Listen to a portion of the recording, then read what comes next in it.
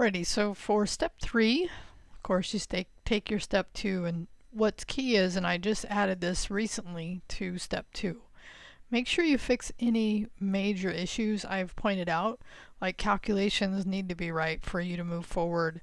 You need to have all that included stuff. Now on the documentation, that one, yeah, is not, doesn't affect your code, so, but it is points.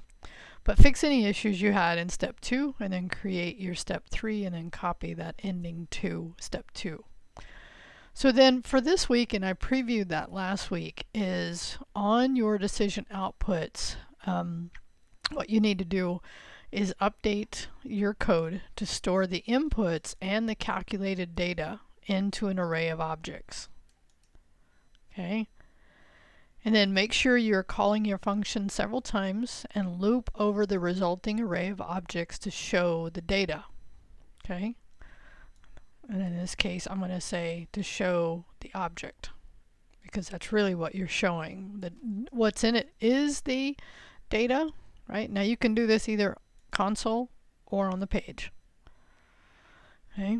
And then what you'll do is start your form. So in this case, we're like, get your array of objects, like make sure that your code, when you're making your decisions, is storing the inputs and the decision in an array of objects. So yes, you'll have to set up that empty array. You can honestly, in your own level of comfort, start doing modules whenever you want. I didn't this week. I just kind of got through it and thought, man, it's already time. But you know, you get to choose here. Now you go ahead and start your form. You don't have to have your form and your functions working together yet.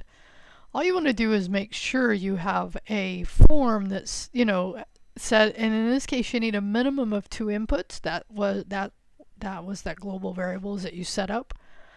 You can validate with HTML, the attribute, or you can write custom validation. It's up to you. Write an event listener to show the input data on the console or on the page, right? And for this week, this is key. You don't need to connect the form to your inputs, right? Sorry, the form I should rephrase this. You don't need to connect your form to your functions.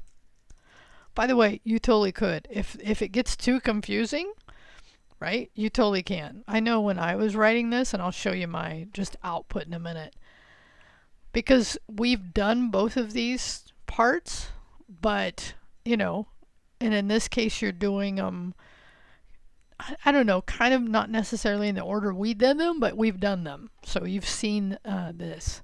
So here's what I did, is I set up my form, right? I did my drop downs for the days. I have a sleep score with a min and max.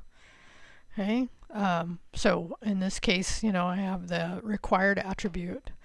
I do have a display of the objects, so where I've run, now I'm not going to show you my code, but where I had run my code, again, you can choose how you want. You can do this all on the console, but I think it's good to actually remember how you create, you know, how do we display, how do we loop over an array of objects, right? So inputs of Monday, sleep score, activity is recovery walk, and there's my BMR, so this is just my inputs and my decisions, my input, my decisions. So what I also did was I set up an event listener so I could at least see that I'm getting input and that I'm getting the correct input. Okay, so Monday, let's say 90. When I hit submit down here on the bottom, then, and you can again, you know, play with this. This is where we've covered enough different ways to place content on the page, to do however you want in this case, right? So user select Monday and gave a sleep score of 90. So this is from me calling my functions, passing in my different data inputs, okay? Right, so, and then just displaying an array of objects, looping over them.